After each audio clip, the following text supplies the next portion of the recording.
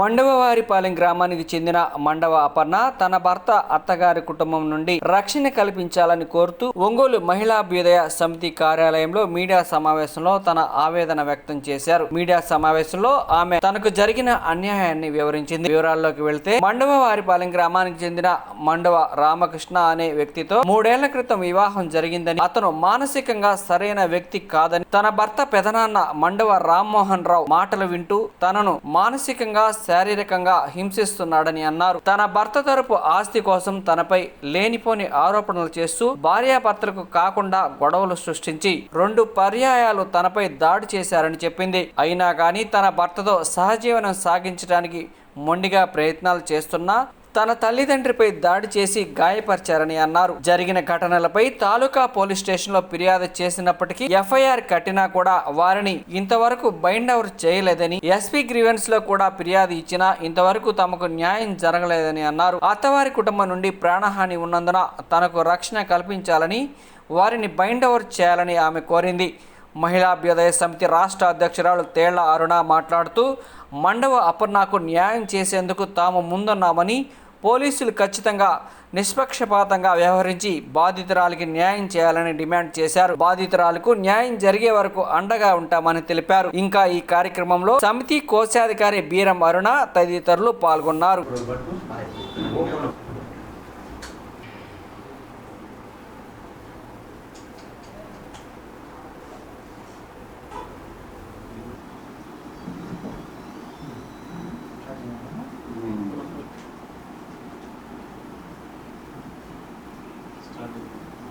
నా పేరు మండవ అపర్ణ. నేను మండవవారిపాలెం గ్రామానికి చెందిన అమ్మాయిని.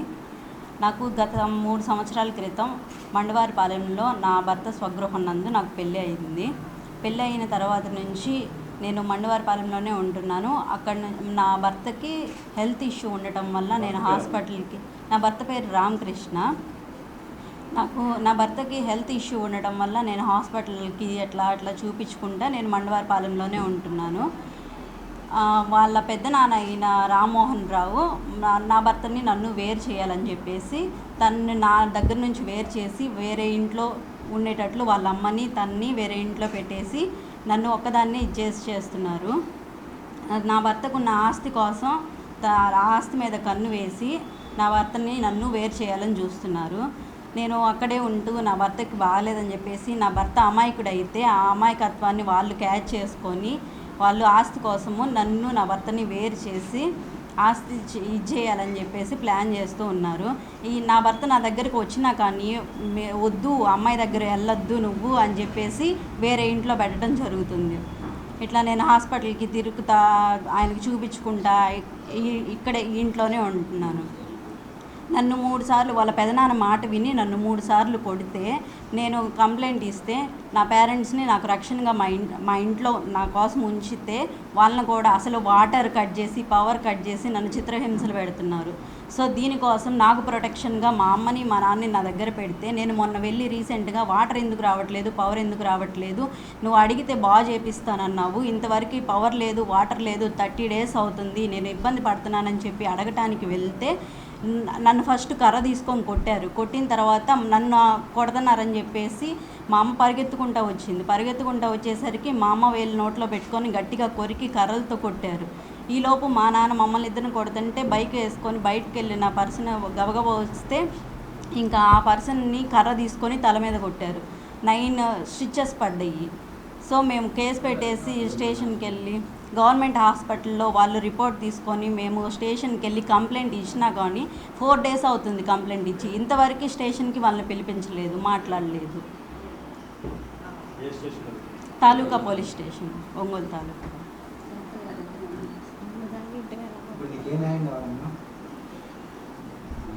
నాకు ప్రాణహాని ఉంది సార్. నాకు ప్రాణహాని ఉంది కాబట్టి నాకు బైండ్ ఓవర్ చేయించాలి. పోలీసులు సిఐ గారికి 4-5 సార్లు మేము స్టేషన్ చుట్టూ తిరిగినా కానీ వాళ్ళని పిలిపిస్తాం మాట్లాడతామని చెప్తున్నారే కానీ మాకు ఎటువంటి న్యాయము చేయట్లేదు సార్. రామ్మోహన్ మండవ సార్, మండవ రామ్మోహన్. మాదాల. మాదాల గ్రామ మా హస్బెండ్ ఒకరే, ఎవరు లేరు, ఒక్కడే ఉన్నాడు. ఆడపిల్లలండి, మ్యారేజ్ అయిపోయింది. మా హస్బెండ్ వాళ్ళ పెదనానికి 2 అమ్మాయిలు ఉన్నారు. ఫస్ట్ నుంచి వీళ్ళు ఎంత చెప్తే అంతగా హెల్త్ ఇష్యూ అంటే తన అమాయకంగా ఉంటాడు. ఫస్ట్ నుంచి కూడా ఏదో కాలు యాక్సిడెంట్ అయిందంట. కాలు యాక్సిడెంట్ అయింది. దాని తర్వాత కరోనా టైంలో కరోనా వచ్చిందంట. అప్పటి నుంచి పిల్స్ యూజ్ చేస్తూనే ఉన్నారు. హెల్త్ ఇష్యూ ఉందని చెప్పేసి నేను హాస్పిటల్కి కొంచెం అమాయకంగా ఉంటాడు. దాన్ని వాళ్ళ పెదనాన్న వాళ్ళు క్యాచ్ చేసుకొని తన ఆస్తిని ఇది చేసుకోవాలని చెప్పేసి మా ఇద్దరిని రెచ్చగొట్టి అతన్ని మా ఇంటి మీదకి పంపించి నన్ను కొట్టేలాగా, మా ఇంట్లోంచి అసలు వెళ్ళగొట్టేలాగా ఇది చేస్తున్నారు. ఊర్లో వాళ్ళందరినీ గ్యాదర్ చేసుకొని మమ్మల్ని నైటే పంపించాలని చెప్పేసి ఉన్నారు. కేవలం ఆస్తి కోసం. ఇప్పుడు మీ ఆస్తి వాళ్ళకి ఎలా వెళ్తుంది? ఇప్పుడు భర్త తర్వాత నీకే వచ్చేది. భర్త తర్వాత అంటే వాళ్ళ ఆస్తి మొత్తం వాళ్ళ అమ్మ పేరు మీద ఉంది, తన పేరు మీద ఏం లేదు. సొంత మామయ్య చనిపోయారు కరోనా వచ్చిన తర్వాత. పెరాలసిస్ అయిపోయారు. పెరాలసిస్ అయిపోయిన తర్వాత రీసెంట్గా 1 year బ్యాక్ చనిపోయారు. మధుసూదన్ రావు. అమ్మాయిని కొట్టారు. మూడోసారి మొన్న నేను ఎస్పీ గారి ఆదేశాలతో అక్కడ ఉన్నాను, అమ్మాయికి ప్రొడక్షన్గా ఇట్లా కొట్టినందుకు ఇక్కడ ఇది ఆయన ఆదేశాలతో ఉంటే అప్పుడు కూడా అంతనా చేసి కొట్టారు. సుమారుగా 20 కోట్ల దాకా. ఈ అమ్మాయి భర్త కానీ వాళ్ళ అమ్మ నన్ను గానీ ఇంట్లో నుంచి వాళ్ళు ఏం వెళ్ళగొట్టాలని చెప్తే చెప్పేసి వింటారు. నైట్ తాగేసి వేరే వాళ్ళని ఇంటికి పంపించి డోర్ది అని చెప్పేసి తలుపులు కొట్టించడము. నాకు ప్రైవసీ అనేది లేకుండా సీసీ కెమెరాలు పెట్టి నేను అటు ఇటు తిరుగుతున్నా కానీ నన్ను ఫోకస్ చేస్తా పెట్టి నన్ను చాలా హ్యారాస్ చేస్తున్నారు.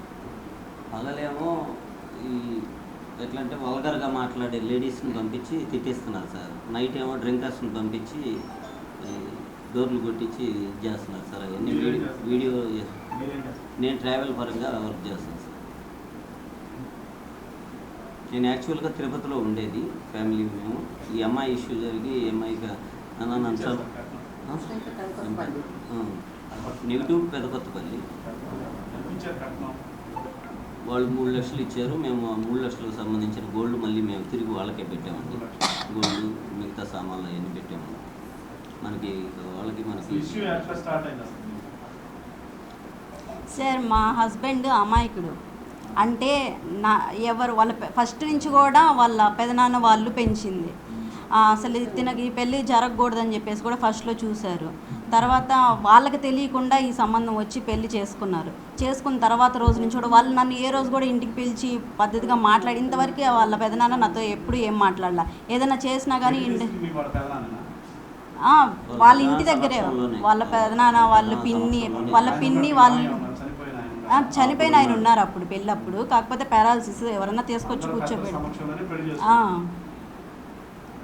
ఈ అమ్మాయితోటి గత 3 సంవత్సరాల నుంచి మీకు పెళ్ళైన దగ్గర నుంచి కరెక్ట్గా వాళ్ళు చూసుకోవట్లేదు. ఆ అబ్బాయి వచ్చేసి మానసికంగా శారీరకంగా 2 విధాలుగా ఈ అమ్మాయిని నాకు నా పేరెంట్స్కి బైండ్ అవుట్ చేయించాలి. వాళ్ళ నుంచి నాకు ఏ హాని కలగకుండా చేయాలి. నాకు తగిన న్యాయం చేయాలి. అంజని మీ భర్తతో మీకు రిలేషన్షిప్ బాగా ఉందా? లేదు. అంటే వాళ్ళ పెదనాన్న మాటలు విని నన్ను కొట్టడము, హెరాస్ చేయటము అట్లా చేస్తూ ఉంటారు. నేను ఇంకా ఏం మాట్లాడినా కూడా పట్టించుకోరు. వాళ్ళ పెదనాన్న దాంట్లోనే ఉండిపోతారు. నాకు ఫుడ్ కానీ నా ఇది కానీ ఏమి చూడరు. వాటర్ వచ్చి సప్లై కట్ చేశారు, పవర్ సప్లై కట్ చేశారు. నాకు ఏదైనా తీసుకొచ్చి పెట్టడము, సరుకులు కానీ ఏది కానీ పెట్టరు.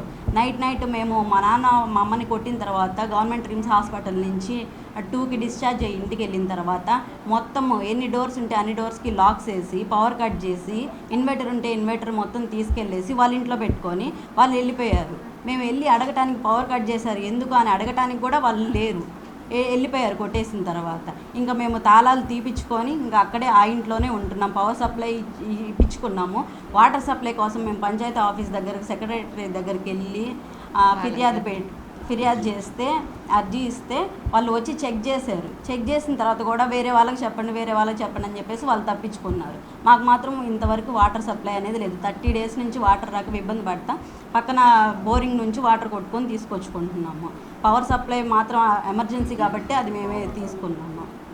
గత 3 సంవత్సరాల క్రితం నా బిడ్డకి మండవవారిపాలెం గ్రామం మండవ మధుసూదన్ రావు అనే ఆయన కుమారుడు మండవ రామకృష్ణ అనే అతనితో మ్యారేజ్ అయిందండి. వాళ్ళ ఇంటి దగ్గరే చేసాం, పెద్దల సమక్షంలోనే.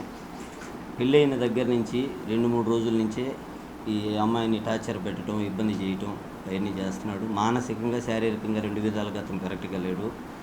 అతను సొంతంగా ఆలోచించే శక్తి కానీ, సొంతంగా ఏదన్నా నిర్ణయం తీసుకునే ఇది కానీ అతని కాడ లేదు. అతని కాడ కానీ వాళ్ళ అమ్మ కానీ. కొన్నాళ్ళ తర్వాత ఆయన ఫస్ట్ కరోనా వచ్చి చనిపోయాడు వాళ్ళ నాన్నగారు. తర్వాత వాళ్ళ అమ్మ, అతను, ఈ అమ్మాయే ఉండేది.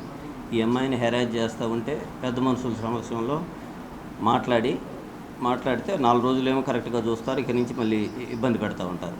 అట్లా 10 రోజులు 20 రోజులు ఉంటాం, మళ్ళీ ఇబ్బంది పెట్టడం, మేము మా దగ్గరికి రావడం, మళ్ళీ మేము పెద్ద మనుషుల దగ్గరికి వెళ్ళడం, వాళ్ళు తీసుకెళ్ళి అక్కడ వదిలిపెట్టడం. అట్లానే ఈ 3 ఇయర్స్ నుంచి అదే విధంగా జరుగుతుందండి. మానసికంగా, శారీరకంగా అమ్మాయిని నరకయాతన పెడుతున్నారు. ఇప్పుడు ఆ మండవ రామ్మోహన్ రావు అనే అతను ఈ అమ్మాయిని ఎలిమినేట్ చేస్తే ఆ ఆస్తి వచ్చేసి కంపల్సరీగా అతనికి వస్తుంది అనే ఆలోచనతో ఉన్నాడు. వాళ్ళు ఎలా చెప్తే, ఆ రామ్మోహన్ రావు అనే అతను ఎలా చెప్తే అలా వింటారండి వాళ్ళు. ఈ అమ్మాయి భర్త కానీ, ఈ అమ్మాయి అత్తగారు కానీ వాళ్ళు ఎలా చెప్తే అలా వింటారు. ఆ విధంగా జరుగుతుందండి. మాకు ఖచ్చితంగా ప్రాణహాని ఉందండి. ఇప్పుడు 2 సార్లు ఆ అమ్మాయి మీద అటాక్ చేశారు. 3వసారి చేసినప్పుడు నేనున్నాను కాబట్టి నా తలకు కూడా పెద్ద ఇంజూరీ జరిగిందండి.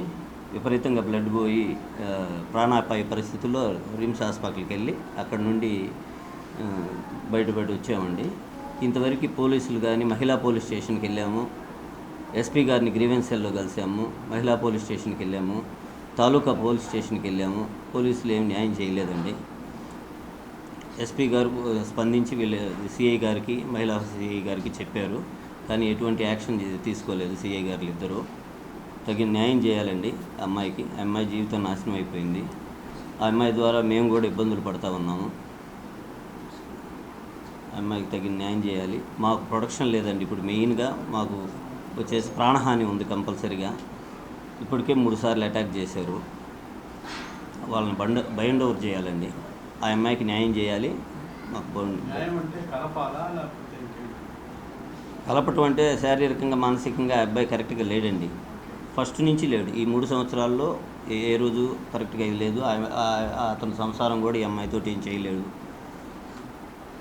పెద్ద మనుషుల సమక్షంలోనే అన్నీ ఒప్పుకుంటున్నాడు. నేనేమి ఆ అమ్మాయితో సంసారం చేయలేదని ఒప్పుకున్నాడు. వాళ్ళ నుంచి రక్షణ కల్పించాలి. ఆ అమ్మాయికి తగిన న్యాయం చేయాలండి. నా కూతురికి న్యాయం చేయాలి. బైండ్ ఓవర్ చేయించాలండి. మాకు ప్రాణహాని ఉందండి. అపర్ణకి తర్వాత రామకృష్ణకి 3 సంవత్సరాల క్రితం వివాహం జరిగిందని వాళ్ళు స్పష్టంగా వాళ్ళంతా చెప్పారు. వాళ్ళు పడుతున్న బాధలు అవన్నీ. ఇక్కడ మేమేంటంటే ఆంధ్రప్రదేశ్ మహిళా సమితిగా మేము కోరుకుంటుంది ఏంటంటే, దయచేసి ఇప్పుడు ఒక అమ్మాయికి జరిగిన అన్యాయాన్ని దీన్ని ఊరి సమస్యగా చేస్తున్నారు. అక్కడ ఊరి సమస్యగా చేసి ఆడపిల్లకి రక్షణ ఇవ్వాల్సింది పోనిచ్చి మొత్తం ఊరంతా ఒకటై ఆ అబ్బాయిని కాపాడుకోవాలని ప్రయత్నం చేస్తున్నారు. అది అక్కడ దుర్మార్గమైన విషయం. ఇప్పుడు జరిగింది ఏంటి? ఆ అమ్మాయి స్పష్టంగా చెప్తుంది, వాళ్ళ నాన్నగారు చెప్తున్నారు, పెళ్ళే 3 సంవత్సరాలైనా శారీరకంగా, మానసికంగా ఈ అమ్మాయికి దగ్గర కాలేదు. అది రీజన్ ఏంటనేది వాళ్ళకే తెలియాలి. మన సంబంధం లేదు. అది అతను ఎట్లాంటి ఏంటనేది కాదు. అసలు అతని దగ్గర కాల అమ్మాయికి ఎందుకు కాలేదు అనే దానికి వీళ్ళు ఏంటంటే దానికి కారణం అంతా కూడా ఆస్తి కోసంగా వాళ్ళ పెదనాన్న చేస్తున్నటువంటి పనుల వల్ల ఆస్తులు తగ్గించి వీళ్ళని కలవనీయటం లేదు, వీళ్ళ మీద హింస, ఈ అమ్మాయి హింస కారకులని వాళ్ళు చెప్తా ఉన్నారు. సరే, అలా చెప్పడమే కాదు, తర్వాత ఏమైంది, ఆ అమ్మాయిని అసలు కొట్టడం, దాడులు చేయాల్సిన అవసరం ఏంటి? ఆ అమ్మాయి మీద కాపురానికి అక్కడే ఉంది, మండువారిపాలెంలోనే కాపురం ఉంది. కాపురం ఉన్న అమ్మాయి మీద దాడులు ఎందుకు చేయాలి? సరే, ఆ అమ్మాయి నిన్ను ఎన్నో చోట్లకి తిప్పింది, హాస్పిటల్లో చూయించింది, నువ్వు బాగా అయితే నీతో సంసారం చేద్దామనేటువంటి ఉద్దేశంతో ఉన్నటువంటి అమ్మాయి మీదకి దాడులు చేయాల్సిన అవసరం ఏంటి?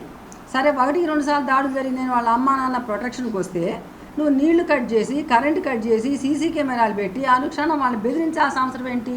ఇది మా 2వ పాయింట్. 3వసారి ఇంకా ఏకంగా ఇది ఎందుకు ఇట్లా చేసా అని అడగడానికి పోతే ఆ అమ్మాయిని కర్రలతో కొడుతుంటే కనీసం పేరెంట్స్ అడ్డెళ్తే ఆ పేరెంట్స్కి అతనికి తల పగిలింది, 9 కుట్లు పడ్డాయి, రక్తం వార్లగా గారిపోయింది. ఈమెకి ఇదిగో చెయ్యి కొరికాడు, ఇదిగో బాపు చెయ్యి. ఆ చెయ్యి కొరకాల్సిన చెయ్యి కారితే ఆ అమ్మాయికి కూడా రక్తం కారితే అన్ని ఫోటోలు ఉన్నాయి. అవన్నీ కూడా పెట్టి హాస్పిటల్లో జాయిన్ అయ్యారు. అక్కడ వాళ్ళు రిపోర్ట్ పంపించారు. రిపోర్ట్ పంపించిన తర్వాత ఇక్కడ కేసు నమోదు చేశారు, ఎఫ్ఐఆర్ కట్టారు. ఎఫ్ఐఆర్ కట్టారు, దీంట్లో నాన్ బెయిలబుల్ సెక్షన్స్ కొన్ని పెట్టారు, అంత మట్టికి ఉంది. కానీ మేమేం అడుగుతున్నామంటే అంత హెడ్ ఇంజరీ జరిగింది అతనికి. హెడ్ ఇంజరీ జరిగి తల వాయి కమ్మి ఏదైనా కనుక అయిపోయి చచ్చిపోతే ఇప్పుడు ఏమంటారు? మేమేమంటామంటే ఒకప్పుడు మేము ఎన్నో కేసులు చేసినప్పుడు హెడ్ మీద కనుక దెబ్బ తగిలిందంటే that is attempt to murder case. But ఇప్పుడు ఏమంటున్నారు పోలీసులు? ఏమంటున్నారు? ఇంటెన్షన్ అది కాదు కదా అని వీళ్ళు చెప్తున్నారు. ఇంటెన్షన్ అవునో కాదో తేల్చాల్సింది నాట్ పోలీస్. ముందు ఫస్ట్ ఆఫ్ ఆల్ తల మీద దెబ్బ తగిలిందంటే ఈ షుడ్ బి ద ఏంటంటే అటెంప్ట్ టు మర్డర్ కేసు నమోదు చేయాల్సిందే. తర్వాత అది కాదని కోర్టులో నిర్ణయించాలి. వీళ్ళకి నిర్ణయానికి వస్తున్నారు. ఆ ఇంటెన్షన్ లేదని ఎలా చెప్తారు మీరు? కాబట్టి మేము అడిగేది ఏంటంటే ఇప్పుడు వాళ్ళకి ఇట్లా ఉన్నటువంటి పరిస్థితిలో ఒక ఆడపిల్ల ముందుకు వచ్చి ఆ అమ్మాయి ఇలా జరిగింది అని చెప్పాల్సిన అవసరం అమ్మాయికి ఏముంది? అంతా కాపురం బాగుండి సజావుగా ఉంటే ఈ అమ్మాయి బయటకు వచ్చేసి ఈ ప్రెస్ మీట్లు పెట్టాల్సిన అవసరం లేదు కదా. వాళ్ళకి రక్షణ లేదు. ఇప్పుడు వాళ్ళు నిన్న మా వాళ్ళని ఇక్కడ మా ఫ్యామిలీ కౌన్సిల్ సెంటర్ దగ్గర మా అక్కడికి వాళ్ళు అప్రోచ్ అయ్యారు కాబట్టి నిన్న మా సభ్యులను అక్కడికి పంపించాం. అక్కడ పంపిస్తే దగ్గర ఎవరు వచ్చారో ఏంటో అని చెప్పని ఒక 50-60 మంది ఆడవాళ్ళు మగాళ్ళు ఎదురుగ్గా వచ్చి అంటే ఏదైనా కనుక ఏంటమ్మా అని అడిగితే కొడదామనో చేద్దామనో గుంపులుగా జనం రావడం. దీన్ని ఎలా చేస్తున్నారంటే మన ఊరు అబ్బాయి కదా, మన ఊరి సమస్య అన్నట్టు చూస్తున్నారు. దయచేసి మేము ఆ ఊరి వాళ్ళకి చెప్పేది ఏంటంటే మాకేం మీరు శత్రువులు కాదు, వీళ్ళేం మిత్రులు కాదు, కానీ ఒకటే చెబుతున్నాం, మేము ఒక ఆడపిల్ల సమస్యగా చూడండి పరిష్కరించండి. మేమంటుంది ఏంటంటే ఓకే కేసులు ఇప్పుడు పోలీసులనేమో గట్టిగా ఆ క్రైమ్కి తగ్గటువంటి ఆడపిల్ల బాధకు తగ్గటువంటి కేసులు పెట్టండి, సెక్షన్లు పెట్టండి, పిలిపించండి ముందు అసలు స్టేషన్కి. మీరు ఎందుకు పిలిపించరు? పిలిపించి మాట్లాడాలి కదా. పిలిపించి మాట్లాడి వాళ్ళకి అక్కడ రక్షణ కలిగించడానికి బైండ్ ఓవర్ పెట్టి వాళ్ళకి ఎటువంటి సేఫ్టీ ప్రాణహాని లేకుండా సేఫ్టీ కలిగించాలి. వాళ్ళు ఎవరి మీద అయితే అనుమానం చూపిస్తున్నారో వాళ్ళ మీద కూడా కేసు నమోదు చేయాలనేది ఒక డిమాండ్ మేము. రెండవది ఏంటంటే ఆ అమ్మాయికి న్యాయం చేయాలంటే కూర్చొని మాట్లాడుకున్న ఇది అసలు ఎందుకు జరిగింది ఏంటనేది 2 వైపుల నుంచి విచారించండి ముందని మేము పోలీసులు రిక్వెస్ట్ చేస్తూ ఉన్నాం. ఇవేమీ జరగకుండా ఏదో కేసులు ఎఫ్ఐఆర్ ఒకటి చేసేసి ఇక్కడ పడేసేసి ఇంకా వాళ్ళు ఏమైపోయినా పర్లేదు అని చెప్పండి పోలీసులు కామ్గా ఉంటామనే దాని పట్లే మేము గట్టిగా ఉన్నాం. పోలీసులు ఖచ్చితంగా వాళ్ళని పిలిపించి మాట్లాడి వాళ్ళకి రక్షణ కల్పించాలి. మేము ఇది ఆ ఊరు వాళ్ళ మీద కోపమో లేకపోతే ఈ అమ్మాయి మీద ప్రేమో కాదు. మాకు ఆడపిల్లకి అమ్మాయి చెప్తుంది శారీరకమైన మానసికమైనటువంటి ఎటువంటి ఇది తనకి లేదని, అబ్బాయికి ఏదో కొన్ని రుగ్మతలు ఉన్నాయని, అవి ఎలాంటి రుగ్మతలు మాకైతే తెలియదు కానీ ఆ అమ్మాయి బయట పెట్టలేదు. ఏమున్నాయో మొత్తం మీద మాత్రం వాళ్ళిద్దరి మధ్య సంబంధాలు సరిగ్గా, దాంతోపాటు హెరాస్మెంటు, దాంతోపాటు వాళ్ళు వెనకుండి ఈ అమ్మాయిని విడదీయాలని చేసే ప్రయత్నం, దాంతోపాటు దాడులు, సీసీ కెమెరాలు పెట్టడం, నీళ్లు కట్ చేయడం, ఇవన్నీ ఏంటి? నాగరిక సమాజంలో ఒక సంఘ బహిష్కరణ లాగా ఆ ఇంట్లో ఉండనీకుండా చేయడానికే కదా. ఆ అమ్మాయికి if she wife of Ramakrishna she has every right to stay in that house. Residential rights ఉన్నాయి అమ్మాయికి. ఆ రెసిడెన్షియల్ రైట్స్ని కాపాడమంటున్నాం పోలీసుని. ఆ అమ్మాయికి అక్కడ నిర్భయంగా తను అక్కడ జీవించగలిగేటువంటి ఒక రక్షణ కల్పించమని మేము అడుగుతున్నాం. అదేవిధంగా ఇద్దరిని పిలిపించి మాట్లాడండి. ఇంత కేసు పెట్టినప్పుడు కనీసం అతను పిలిపించి అరెస్ట్ చేయడం లాంటిది జరగలే ఇంత మటుకి 3 రోజులైనా కూడా. ఇవన్నీ తర్వాత కాబట్టి ఈ యాంగిల్లో దీంట్లో పోలీసులు దయచేసి దీన్ని పొలిటికలైజ్ చేయొద్దు, ఊరి సమస్యగా చూడొద్దు, ఒక ఆడపిల్ల సమస్యగా చూసి న్యాయం చేయండి అని మాత్రం మేము మహిళా అభ్యసంతో వాడతాం.